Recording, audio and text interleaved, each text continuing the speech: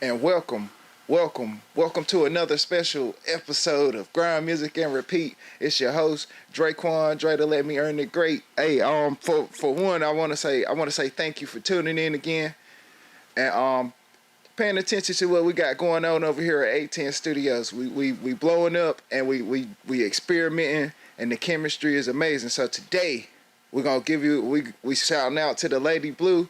She gonna speak with us. She gonna sit in, and she gonna be the executive producer on this one today right there. How you doing today, LadyBlue?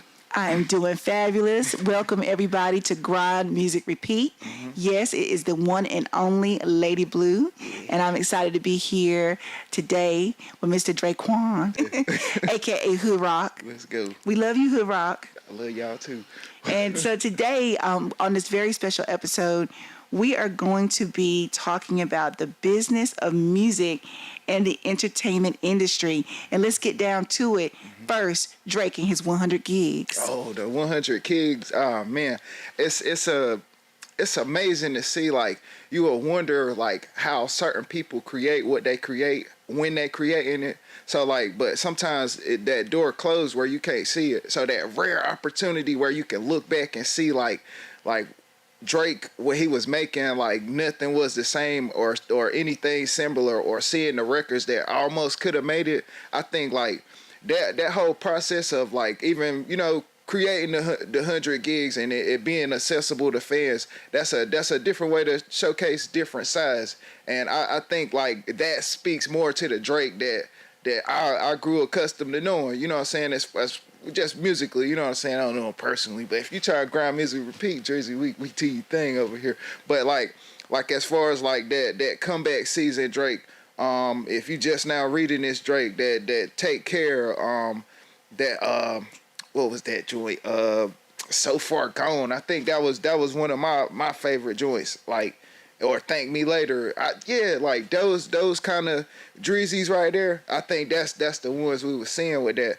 And the fact that like what it take to be in there in the studio sometimes, like I seen him, he got like 5, 6, about like, you know, an endless amount of producers in there, and then they just going through the motions and the progress of making a track. Like, yo, okay, this beat like this, or yeah, this beat sound like this. Okay, well, yeah, play me that other one you was rocking. Yeah, that joint you was, yeah, that kind of thing like that, and just not skipping those steps in that process. So shout out to the Drizzy for the 100 gigs like that. And another thing, just that studio process in a mind state, just like as an artist, like it'll be similar to like watching them cats out there at training camp where they trying to get them drills right, where they, you know what I'm saying, they attacking them cones, you know what I'm saying, they can't full contact, full pads all the time, but they locked into it. It means something to them. So like just to see them in the studio rocking like that, or any artist, like I remember like how they have like videos of like Pharrell and Jay-Z in the studio. You know what I'm saying? And then how you telling them like, yo, man, I'm trying to get my movie stuff off. You know what I'm saying? Like everybody else got one. Why can't I, you know what I'm saying? Let me get something on that Black album. You know what I'm saying? I think one of my favorite songs off of that Allure. But back to that Drizzy situation, I don't know if it's like if it was meant to happen or it was supposed to happen. But I mean, you know, you just try to take what you can from it and stuff like that. I don't really do too much speculating. But as far as like the art and the craft that's actually invested in what they doing, it pays off dividends. And then just where you can see, you know what I'm saying, people in the weight room like, yeah, man, look at me, we was rocking like that, man. And another thing, hey, we rock it over here on Grind Music Repeat today. 40 in there on the mix down. That right there is a vital process as artists, like where, yeah, we could put down vocals as best as we can, but if that mix down ain't proper, or it don't like line up with where we was thinking with it, especially like with them kind of beats like that, man, you got certain kind of motions going on. You got samples over here, samples over there. You think about like a RZA in there mixing down the Wu-Tang, like all of them together, like they a certain cohesion. He would say like it's like a symphony that you got to create right there. So like just seeing that kind of those kind of steps being made on that kind of music right there, it felt like it was natural. Whether they say about the ghostwriting process and stuff like that, that's his thing. I really can't speak to that too much. You know what I'm saying? But as far as like the aspect of just like going in there, seeing that work being put down like that, it's inspiring. You know what I'm saying? Besides like anything else going on right there. So like that, I still ain't broke everything down, but it's definitely inspiration, and it definitely made me want to turn something on, made me want to start my own process like that right there. So like that 100 gigs, man, they a whole lot of everything going on with that. And then it's kind of, I wouldn't say it's breaking the internet, but it's just like, you just ain't never seen too much of that right there in one place like that. And then it's the age of information too. So as soon as it hit the streets, everybody was like, yeah, let's see what's up with that right there. Okay. Oh yeah, so I can see the inspiration. I can see the excitement in your eyes, and in the way that you are thinking about that process of creating music. Yeah. That's what Grind.Music.Repeat is all about. Is the creation of the music, from the raw. So I could just see how that's made an impact. It's pretty cool. Okay. Our topic today is about the business of making music and how it relates to entertainment. Let's get into the DeadPool movie and the impact it is having with you and how you're producing music today. Like that whole, like the movie in itself, I see like certain pieces of like when they was creating it, certain pieces of the leak will come out and you be like, some of that might not be true, because sometimes in the trailer they'll give us something in the trailer that's not actually there. You know what I'm saying? Like I remember for like Infinity War, it was them running through a forest on the trailer, but in the actual movie they was in Wakanda on the battlefield. You know what I'm saying? Fighting off Thanos and his legions and stuff like that. So like just to see that, and then how it actually comes to life, like there was so many cameos in this movie, and they was, spoiler alert, I'm sorry, you're too late, I gave you some time. So the cameos that was in this right here, and then just the list of cameos that wasn't in it but that could have been in it, that right there was inspiring. Like, I mean, they certain parts, where, DeadPool, he got the jokes in there and stuff like that. Ryan Reynolds, they like to really do their thing like that and stuff like that. But as far as like the music they incorporated and then how it actually embodied some of the characters, like it was really amazing, because it's like those little dramatic pauses, like when Blade first kind of, popped up on the screen. I think when Blade came in, he that part of that movie was his. He stole the show. Shout out to Wesley Snipes. Like, just to be able to be open about, returning for something, like, man, how all of this makes sense? You know what I'm saying? And then like how they use the different variants of different people that we already know, like how we know Chris Evans for being Captain America, you know what I'm saying? But then we see Chris Evans back as Johnny Storm, and people thought that was him, and I was like, nah, I don't think Cap rock like that, like. And then it was Johnny Storm, but just to even thought of like, dang, yo, you kind of got Captain America in here, but it was a variant.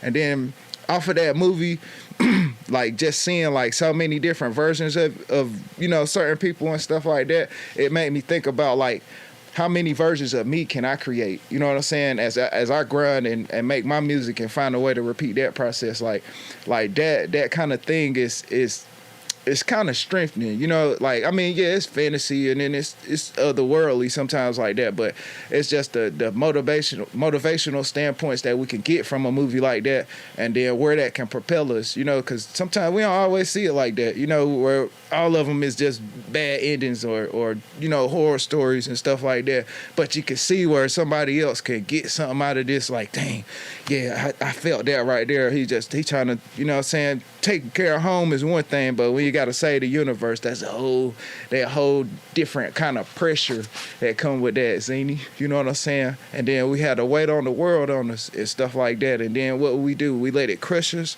or do we start lifting weights? And that's the thing that I get from it. And then besides like all the action scenes, and then just the fact that we got a Wolverine in the costume, that right there was that. I think that was like that's the biggest part. Like, I mean, even the X-Men 97, that Wolverine, I don't know if it was that one. I don't know how close they is. But that, just getting that comic book Wolverine, like, coming up, watching X-Men as a kid, and always seeing Hugh Jackman in the, you know what I'm saying, in the rugged man gear and stuff like that. That was amazing, too, because it's like, you don't need too much. If you strong enough, you don't really need to be rocking too much to let people know what you want. You know what I'm saying? A cigar and a biker jacket, and that's all he needed. Let me get some boots and stuff like that. But just seeing him in that costume, it kind of brought like a level of nostalgia back. I wouldn't say like I felt like I was a kid again, but it was just the possibilities that could happen, have happened. Like, because Hugh Jackman had to be open to that, and then that was just so many things, like, and seeing DeadPool get serious, you know what I'm saying, at a certain standpoint, like where you could always be laid back, or you could laugh at everything, you know, be the happiest person in the world, but when it's like it's business time, okay, like let me see if I can lock in and focus, and then stay on track, and then get done what get done. I like seeing all the characters, like I was saying, the characters that return from other what they would call like timelines and other places of existence and stuff like that, and how we got a Channing Tatum as a Gambit, like, and then it's just how it makes sense in your mind, like they was working on that movie but they stopped, and then now he just here in the void, and then that's what happened with that right there, and that kind of thing like that. He told Wolverine was over there killing his Jim Beam, said, "Hey man, you gonna have to ask me for some of that right there," and then he lit one of them cars up, cut the bottle in half. It just made sense like that, and he said, "Ooh, I'm about to make a name for myself," like that kind of aspect. Like, yeah, that it's funny, but it's like, yo, you can take this and apply this to life in some kind of way. You know what I'm saying? And then they just certain ways that, like how I wouldn't say Marvel was broke, but it was like they had some stuff they couldn't fix after Endgame and stuff like that. And then, but I think they keep it on track with like how they put stuff out on Disney Plus and stuff like that. I think like as far as like the What If series, and then like the Loki, that kind of thing like that right there, that's what kind of keep it together. So it's like they really at war with themselves, because they got to keep outdoing themselves and stuff like that. So shout out to the Russo brothers and Marvel Studios over there taking care of that business right there, giving us that comic book nostalgia, you know what I'm saying, and then finding a way to make that real. Well, we could get into we can get into Robert Downy Jr. since we're here. Yeah, let's do that. They done introduced him as Dr. Doom. I know a lot of people, you know what I'm saying, recognize him as the Iron Man. You know, and then the Iron Man kind of used the stones and made it happen for him in the end game, and then they lost him for there. And then I think that's where people would say like, oh, well, the Marvel went down since they ain't got no Iron Man, or since that was an epic, you know what I'm saying, ending to a series. It all culminated with the Thanos thing, and then how could they switch over and make him Dr. Doom now, Dre? And then it's like you got to understand. I don't know how they introduce it as far as like cinematically, like how they make it make sense in the movie. But if it was me, on that kind of perspective, it would definitely be like a variant based, and then it's like, okay, if he a variant, do everybody else recognize him for who they recognize him for, or do it's just a whole nother dude I ain't know? So they got something to they got some continuity they got to figure out to make that happen right there. And I wouldn't say that they panicked, you know, but because they had that King the Conqueror situation was happening and stuff like that. Shout out to Johnathan Majors. I hope they still an opportunity for him to, you know what I'm saying, play some kind of variant of the Conqueror and stuff like that, because like there was certain pieces in that Quantumania movie, like especially at the end, where you got all these different kind of versions of King the Conqueror and stuff like that, and then it's that one, He Who Remains, that actually conquered the whole timeline and made it what it's supposed to be, or what he wanted to do, or what he called where he won, you know what I'm saying, and stuff like that. So like, and just the great role he played in that movie, like as far as especially like I wanted to see Rama Tut. I'm trying to see that right there. And then another thing, with the Dr. Doom thing, it's like, how is it gonna make sense? what's the build up into that like that, and they talk about like certain stuff like Secret Wars, but it'll have to make sense, and that's the only the thing when it comes to the Robert Downy Jr. thing, because he has always been a great actor. Like in anything he jump in, like he get it done. But him as Iron Man, I don't know if Dr. Doom can outdo that. I don't think he can do that, Mr. Mika, Lady Blue. What else we got? Well, first I want to say, I'm thinking about the name of this show is Grind.Music.Repeat. Mm-hmm. So it just sounds like Marvel is using that same process. Mm-hmm. They're grinding up the old stuff. Mm-hmm. They're making, they're making something new with it. Yeah. And they're repeating the process. Mm-hmm. It's a proven process. Yes, it is. So they make money that way. Mm-hmm. They're able to reincorporate, all that they've already done, but still give you a new product, still give you something new to look forward to. So it's like, okay, we grind, and we're matter of fact, doing music and repeating. I'm gonna go back to that DeadPool movie. There was a part in there. They got the T.I. song, Bring 'Em Out. Well, on the way to the battle and stuff like that. So I think that's where that like it really come all together, like entertainment, business, and music industry. Like it's really all a piece of it all. You know what I'm saying? Like, and it's just how do you manage those pieces at the business side, and then as far as like a visual, and then as far as like an aesthetic for the mind or the ears. Like that's what we create when we see these masterpieces and stuff like that. That's what it light me up. I love it. Yeah, I mean, I can see again the excitement because, at the thick of it all is the music. Yeah. Without a good soundtrack, you do not have a good movie. Yeah. You don't have a documentary. You don't have a show. Nah. Period. So you got to have good music. Yeah. So that leads us into the fact that music and sports are related. Mm-hmm. So I want you to talk a little bit about that, and also the coach phenomenon. Yeah, I think it like music and sports is, I wouldn't say they synonymous, but it's like they line up together. Like if you take time and pay attention to those like training camps that we watch on like NFL Network and stuff like that, or when they is practicing, guess what they got going on over the speakers? Music. You know what I'm saying? And then like in the music industry, like how certain artists would refer to certain levels of their craft as like a way they do a sport. You know what I'm saying? Like I'm Steph Curry over there with this right there. Oh yeah, shout out to them. They done took off over there across the water over there, Paris, trying to get that gold, bring it on home. But it's just like how we can relate to a certain kind of grind. Like we say Drake in the studio is probably kind of like LeBron when he working in the gym or something like that, or however you would put that. But it's like that, like the closeness of these analogies it just make it inseparable.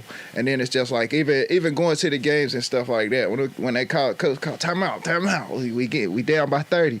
Guess what's playing while they playing in the timeout? Somebody might come out, do a cartwheel, start break dancing. You know how the mascots do, and then they playing some music over the speakers. So it's amazing how like the sight and the visual is aligned with like a tune and a sound, and it just be wild. So like I like as we think about the music industry and stuff like that, we started making like music videos, you know what I'm saying? And then it's like, okay, when certain kind of recruits is coming out of college, they gonna make a highlight tape, and then guess what they gonna do? They gonna pick the hottest song, and then like, oh, I know that from him, cause he had Roddy Ricch on his highlight tape. Yeah, that was him. Yeah, right there. Like it's this podcast called the Raw Room.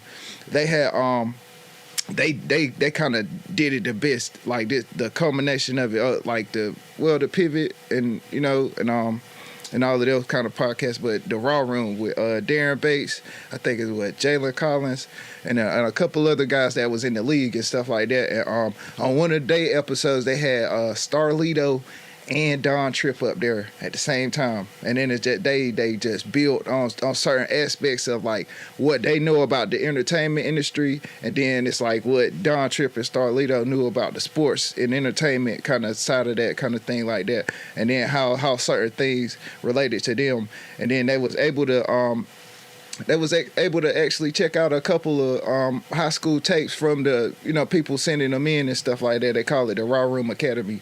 And then it was just, like, oh, we make music.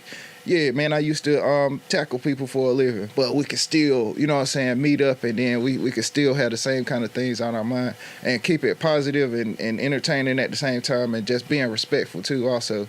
So I want to say shout out to them, and it's a part of the game where, like, you're not gonna make it always off of one. You know what I'm saying? So it's like if you could find a different way in there, like how like some athletes, even after they done playing, bouncing the ball or running the rock or swinging the tennis racket, they'll come and get behind on the other side of the camera as a commentator and stuff like that. So like, and then you think about how J. Cole lived out his dream out there trying to get a couple of them jump shots to go in. And it's just how it's made. And then it's just, I don't know, I think hip hop is like one of the few things that really can unify this world. Like, I'm talking about black, white, green, purple, gold, silver, and diamond. Like, it can just unify the world. And I think sometimes as artists, that's a responsibility. We gotta really think about sometimes when we doing what we do, because we got the power to do it. So if anything can change something, I think it's hip hop. And then because you notice when hip hop changes, a certain mind state changes. Like Loaded Lux coming into a battle rap and going against Calico, and he gave him that round where he asked him, would you kill the world to save yourself? Nah, I ain't think that was wise. Or is your money being long worth your life being shorter? And then people started gravitating towards a more conscious thinking about certain kind of things, rather than just trying to move into different kind of avenues that really don't lead nowhere, and then just has a nice cash draw. So that's what I would say. Like that relationship, LadyBlue, it's close to synonymous, but it's just how it rocked together, and it come to that point where it's just linked up. It's just linked up. So we got one of the biggest songs, Yeah Glow. Oh yeah. We've seen that all over the news. We've seen it on, the TV. Yeah. It has now just become everybody's mantra. So how has it been, grinded and repeated in the, out there in the sports world? I see what you did there. I think T.Will, you know what I'm saying? The coach of the Arkansas Razorbacks, the University of Arkansas. He remixed the Yeah Glow, and he made it like Yeah Coach, and then he got like you get your team on the line, like your squad, we rocking together. Like I say, roof, everybody barking, and they certain kind of exercises where team building exercises where we get all on the same thing, we could probably go and get the same goal, and then it's like I like how he rapped about like a usual kind of, this is what I usually hear from a freestyle, but then how he incorporated his certain kind of players in there and stuff like that. And then he said one thing, he said standards, not starters, because that's what got us here. Like, and then just the fact that you got the youth in tuned and enticed, you know what I'm saying? You got them paying attention to a positive message like that right there, because sometimes the positive ain't always what people gonna choose, but the way you can incorporate that into like using music and then the sports aspect of that, like boom, that's how it tied together so perfectly. Like, just because it be so tough sometimes to get people on what you want, like especially like it's a whole team, you know what I'm saying? Why am I listening to that, man? I don't believe in that. But when they buy into what you're selling, you know what I'm saying, you're gonna sell out. But the thing is, you got to master supply and demand. So coach gonna have to follow that up with what he's saying and stuff like that. I seen these safeties down there, you gonna have a problem. You know what I'm saying? He said, don't invite us to homecoming because we're gonna ruin it. Like, and then that's just the culmination of that sports, man, especially like that football. Bringing that into that right there, and then it's like you give them a extra level of motivation, because some people are motivated by sight. Some people are motivated by sound, and that's what get people up off of their feet. You know what I'm saying? Make them want to dig their cleats in a little bit harder. You know what I'm saying? Just a little bit more. I got one more in me because they believe I can do it. You know what I'm saying? And I ain't just I ain't by myself.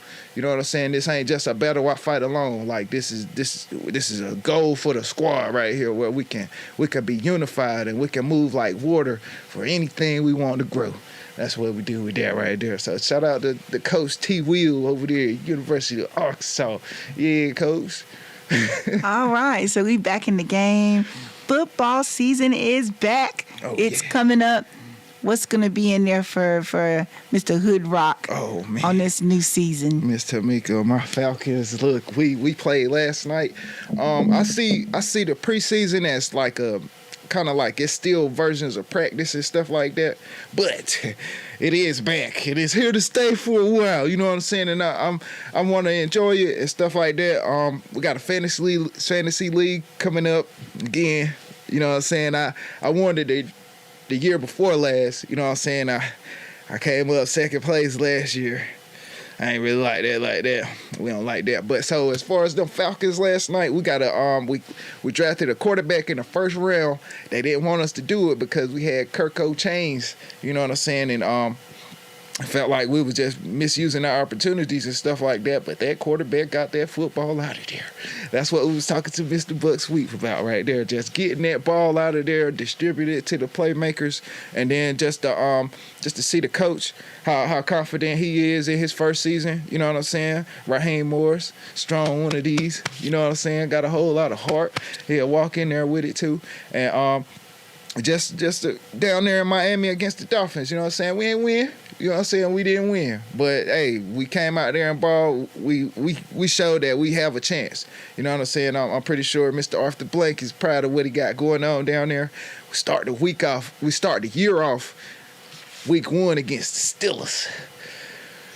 We going to have to go in there and break their hearts, or they going to come down to Atlanta. It ain't going to be too good for them. I'm sorry. Shout out to my big dog. I know that's y'all team, man. I'm sorry, yo. I love y'all. I love y'all still, man. I love y'all still. But as far as like around the league, I'm seeing a lot of nice teams still lining up, retooling and refiring and stuff like that. I seen the Patriots got them a scrambling quarterback. That's crazy. They got them kind of like a Cam Newton thing going on. Like, I don't know. That might be different. We might be on the comeback. Yeah. Maybe. Yes. Might be different right there. Yeah. They went against the Panthers.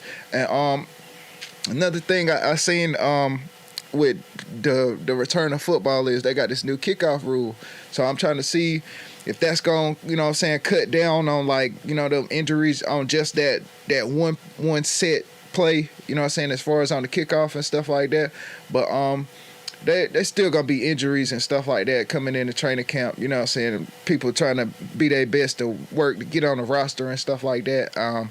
So shout out to anybody that, you know what I'm saying, they over there trying to figure out their next move after suffering an injury during that kind of time, because I know that's tough.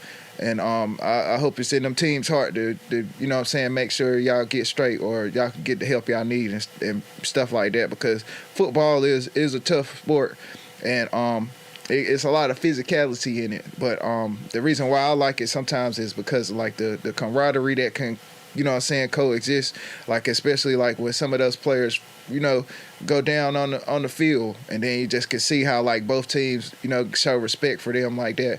And that's another big thing about football returning, and trying to see if them Falcons can get up there and win this one, man. I have dreams about what the Patriots did to us with that 28-3 thing, and I'm hoping that we can right that ship. You know what I'm saying? I got to check the schedule and see if we playing them this year, but we just gotta we passed that though. It's that's beyond, you know what I'm saying, the time, but it's still happening, you know. And I'm not gonna be all right with that. Yeah, dang. Well, just for you, I hope that the Falcons can pull it out. But, you know, my Patriots, they always going to bring that heat every year over and over. Man. I just have to wait till the Super Bowl. Yeah. Because I know we in there. That's just me talking. Yeah. Mm-hmm. All right. Yeah. So, to close this out, do you have new music coming up? Oh, What's new for you? There is some new DraQuan coming on. Yo, shout out to the T.Will. We're gonna have to get you in the seat and let them see why. So look, we got the motel. It's an acronym for the Masters of the English Language. We created this with the thinking of like maybe we can evolve the way we think about music, or maybe, you know what I'm saying, we could just make a couple records for our soundtrack for our lives and stuff like that. So what we ended up doing is we got like 11 of them things, and then we going track for track, verse for verse, hook for hook on everything, and then it's like where we got it beautiful, we got it lined up. We ain't really hating on nobody. We ain't talking down on nobody. We're just highlighting our own situations, you know what I'm saying, showcasing how we handle situations, and then how mindful we are of being aware and being conscious at every turn of the eye or every turn of that dial, and then just being mindful of like we still got a chance, you know what I'm saying. So shout out to T.Y. and we're gonna get that to him on the August 16th, and that's gonna be the Motel Masters of the English Language. That the way we came up with this is crazy, you know what I'm saying, and it really don't stop after that either, because the streets still need music. So we rocking, we on another level with this right here. Like we really trying to get there. Like we could, it's the goal is within range. You know what I'm saying? And I want y'all to understand that too, as listeners, as viewers of Grind.Music.Repeat. Because sometimes if it ain't about music, we really can't use it. But the aspect of like where you got them goals within range, that kind of thing right there is it do something for your mind. It'll put you in a certain place. You never seen me on it like this, and then that's what you got to stay motivated for, and find a way to be remotivated, and then you're gonna be able to get off that grind. You can get back to that music. You can repeat it, baby. Oh yeah. All right. So it sounds like there's a lot going on in the world of the business of music Yep. and entertainment. Yeah. And so, how you want to wrap this up? How do you want to bring it full circle? Yeah.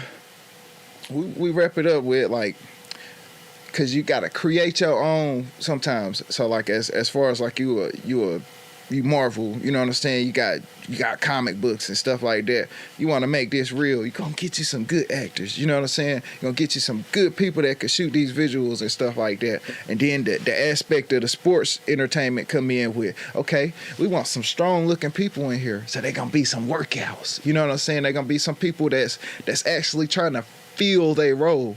You know what I'm saying? As far as maybe if they got a flat in their formation or whatever, but they feel their role. You know what I'm saying? Like how we got a cavalry with Henry Cavill over there. And then what you do after you got these cats working together like that, you got a nice visual with shooting the scenes, you working out your time and stuff like that.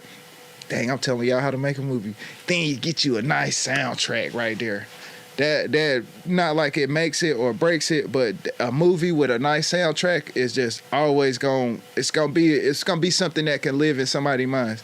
Just and then especially them dramatic effects, or even just sometimes like the little songs that'll come in the beginning, or them sounds that you can only create with certain ways to create it. Shout out to my dog Malcolm over there working on his audio engineering degree and stuff like that. And I know they are part of his class where he gonna have to create certain sounds, tapping on the table or walking in the room. You know what I'm saying? To add aspects to the visual and stuff like that. So that's where I see it all come together, and then how everybody can make something from it.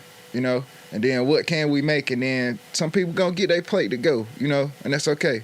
But for the people that's down and in, gotta make something for them. So like I see that music, that sports, and the entertainment industry, that's just how it all come together right here. And then we could do it on a special place like this, because we Grind Music and Repeat every day of the week. Oh, I might like that one.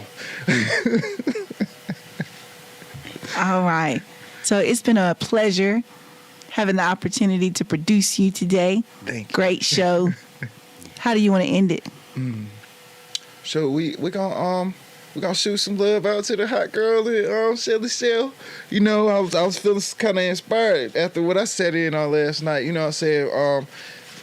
What we got? hot girl. What we call The it? hottest with hot girl. The hottest with hot girl. I do not know when that episode is airing, but they got my mom's up there. Shelly Shell, I love you. I'm talking about you. You inspired me last night. I knew you could do it, but Jay, look, the way you gave that stuff to them people right there, that was motivational. I'm talking about to an aspect where you almost think you could cry. That's how I feel about that right there. So shout out to them. Shout out to the second and none. I hope we cooking today, or what's up? Come on, it's been too long. What we gonna do? Shout out to the rest of 810 Studios. Shout out to Miss Dorcas. I said good morning to her before she left up out of here. I want to thank Miss Tamika, and how we could get a cameo with the lovely Miss LadyBlue up here, right here, to hold it down with me on Grind.Music.Repeat. And we thank y'all for tuning in. Anything y'all want to say, just leave us in the comments. Hit the like, hit the share. Let's keep going on. Let's stay aware, yo. Grind Music and Repeat. If it ain't about music, we can't use it. Holla at me.